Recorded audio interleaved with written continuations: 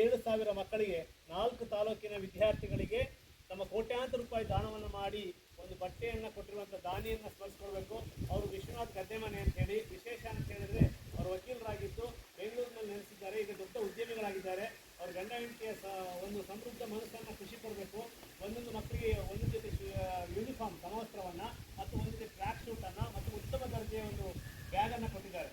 ಒಂದು ಮಗುಗೆ ಸುಮಾರು 2,000 ಬೆಲೆ ಬಾಳುವ ವಸ್ತು ಬರುತ್ತೆ. ನಮ್ಮ ಶಾಲೆಗೆ ಸುಮಾರು 80,000-85,000 ಬೆಲೆ ಬಾಳುವ ವಸ್ತು. ಎಲ್ಲರೂ ಶಾಲೆ ಪರವಾಗಿ ಧನ್ಯವಾದ ಅರ್ಪಿಸೋಣ. ಚಪ್ಪಾಳೆ ತಟ್ಟುವ ಮೂಲಕ ವಿಶ್ವಾಸ ಗದ್ದೆಮನೆಯವರಿಗೆ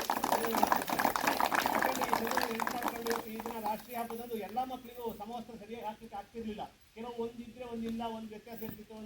ಇವರು ಅವರೇ ಬಂದು ಅಳತೆಯನ್ನು ಇಲ್ಲಿ ತೆಗೆದು ಎಲ್ಲ ಮಕ್ಕಳಿಗೂ ಫ್ಯಾಕ್ಟ್ರಿಯಲ್ಲಿ ಬಟ್ಟೆಯನ್ನು ರೆಡಿ ಮಾಡಿ ನಮ್ಮ ಶಾಲೆಗೆ ತಂದು ಕೊಟ್ಟು ಅವರೇ ಕೈಯಾರೆ ವಿತರಿಸಿ ಹೋಗಿದ್ದಾರೆ.